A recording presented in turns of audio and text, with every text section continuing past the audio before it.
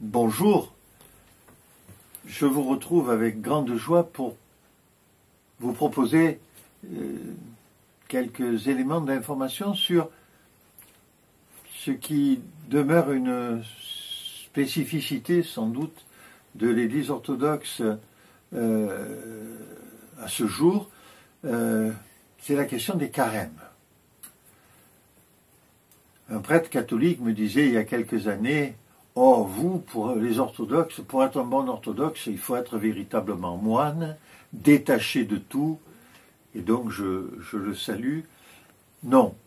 Mais nous avons effectivement un certain nombre de spécificités dans la tradition orthodoxe que nous avons longtemps partagées avec nos frères des autres églises, enfin notamment nos frères catholiques romains.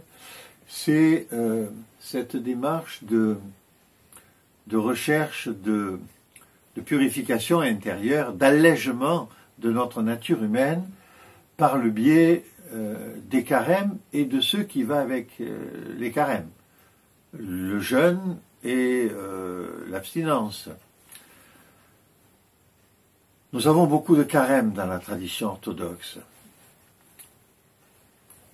Quelqu'un me disait il y a peu, mais est-ce bien utile de nos jours?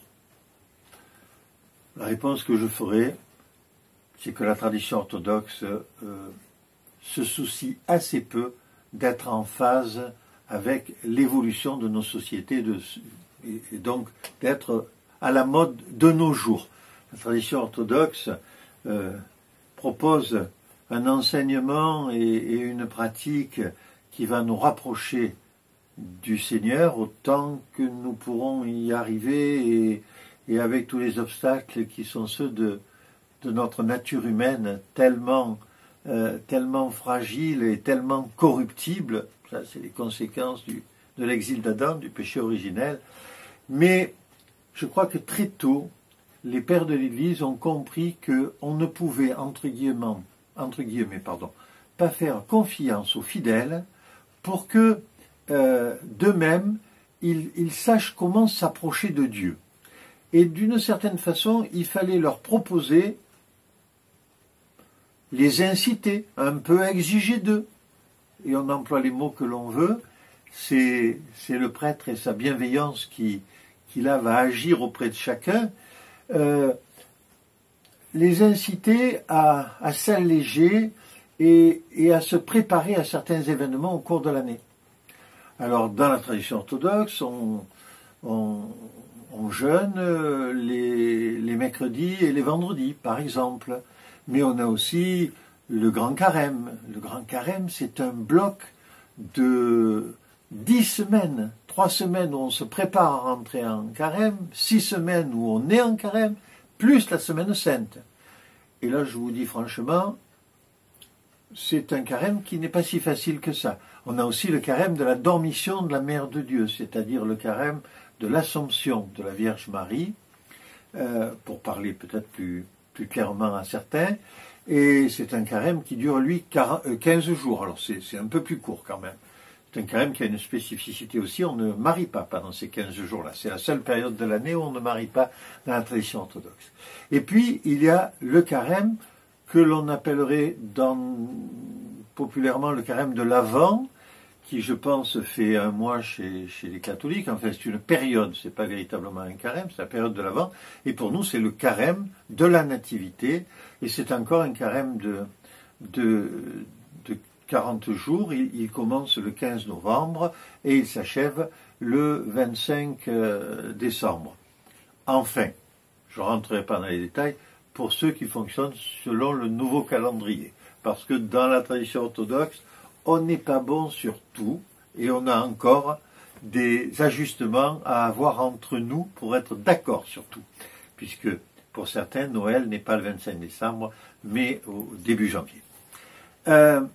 Ces carèmes, on les comprend mal et on les vit mal si on ne les vit que pour de la privation.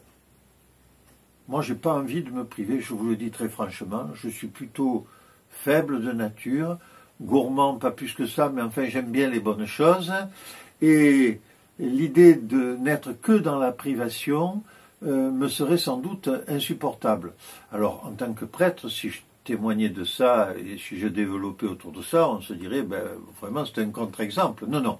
Ce que j'ai compris un jour, c'est que ces carèmes qui avaient été réfléchis, élaborés, formatés à l'époque des pères de l'Église, dans les premiers siècles de l'Église, c'est la compréhension qu'avaient eue les pères que l'homme ne pouvait pas vivre 365 jours par an tourné vers Dieu. Et qu'il fallait donc lui dire, ben écoute, il y a des moments où tu vas être dans l'excès, dans la faiblesse, dans les plaisirs, mais il y a des moments où il va falloir que tu prennes sur toi et que tu te tournes vers Dieu.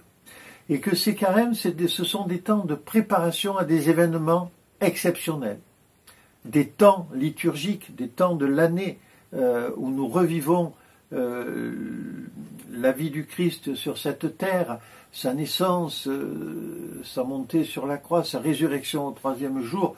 Ce sont des temps qui ont fait que nous sommes aujourd'hui chrétiens. Ce sont des temps qui ont fait qu'aujourd'hui nous avons compris ce qu'était venu faire le Seigneur sur cette terre et quelle était l'immensité de son sacrifice, mais aussi de son amour pour les hommes.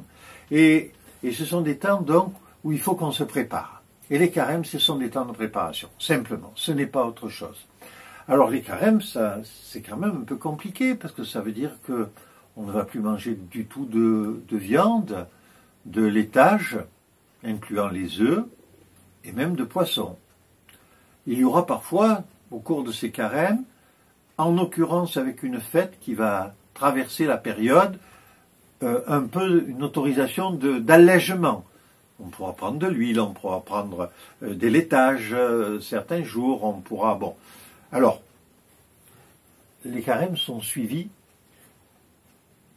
par chacun, je le dis avec un sourire, comme chacun le peut. C'est pas il n'y a pas des caméras invisibles qui sont au-dessus de la tête de tous les orthodoxes pour les obliger à respecter le carême et pour regarder ce qu'ils ont dans leur assiette, par exemple.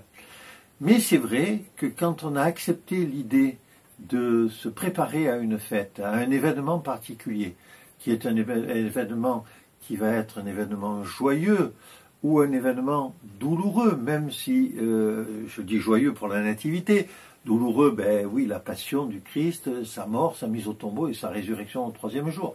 C'est pas exactement de même nature, mais ce sont des événements auxquels, si on s'est préparé dans le renoncement à des bouts de soi-même, j'emploie souvent cette expression, des renoncements à des bouts de soi-même, des petits bouts de soi-même, nous allons arriver à nous approcher, à nous rapprocher un petit peu de Dieu, nous allons arriver à être un peu plus disponibles au Seigneur, sans doute un peu plus dans la prière, et puis effectivement, nous allons avoir une démarche communautaire.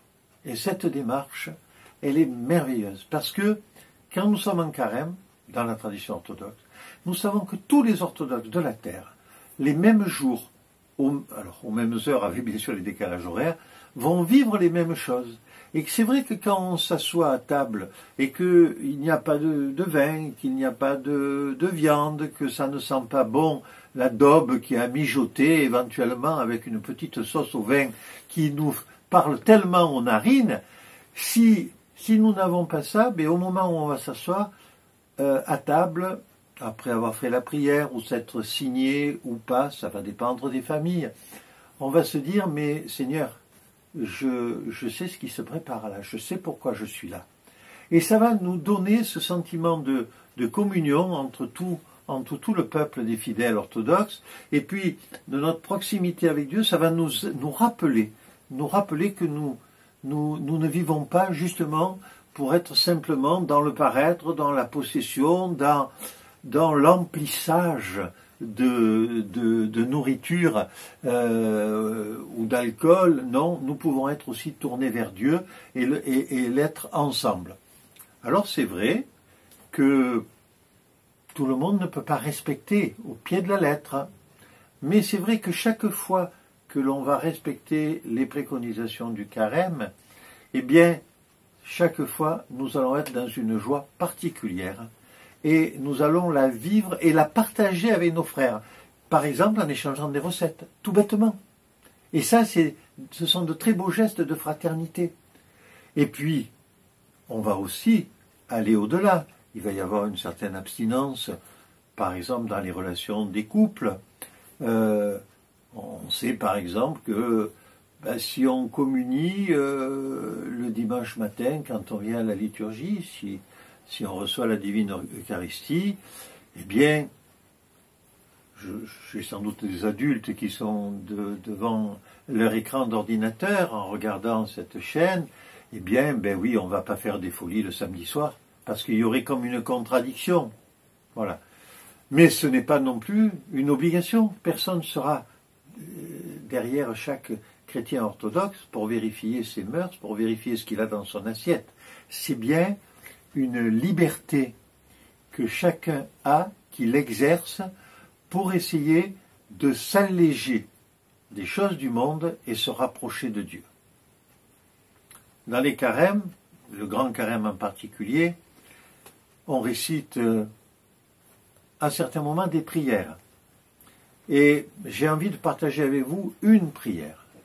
C'est celle du grand carême, celle du carême de Pâques, parce que elle définit, je crois, et elle rebondit sur ce que je viens de dire là, sur ce qu'était l'esprit finalement de ce carême.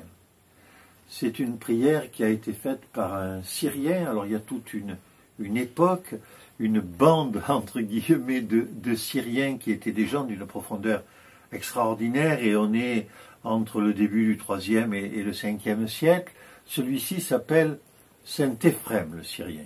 Il s'est endormi en 371. Et il dit « Seigneur et Maître de ma vie, ne m'abandonne pas à l'esprit de paresse, de découragement, de domination et de vaines paroles. Mais fais-moi la grâce, à moi ton serviteur, de l'esprit de sagesse, d'humilité, de patience et de charité. Oui, Seigneur et Roi, accorde-moi de voir mes fautes et de ne pas juger mon frère, car tu es béni dans les siècles des siècles. Amen. Vous comprenez que cette prière que je partage avec vous, elle a parfois dans certaines traductions des mots un peu différents. On parle d'oisiveté au lieu de paresse, on parle d'amour au lieu de charité, on peut parler de choses un peu différentes, mais le sens est bien le même.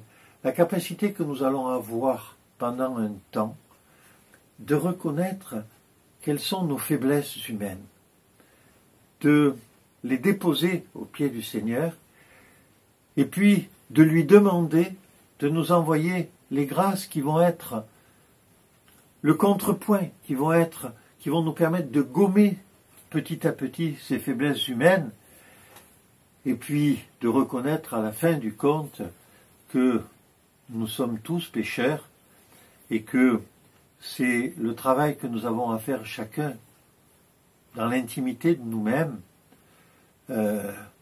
qui est à faire, et pas celui qui va nous permettre de voir les autres et de les juger finalement. Et pourtant, c'est un réflexe qu'on pourrait avoir parfois. Voilà. Je ne parle pas pour moi, sans doute. Et quand même.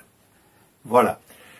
Je vous souhaite, après cette petite prière, une bonne continuation à tous. Le Seigneur vous bénisse.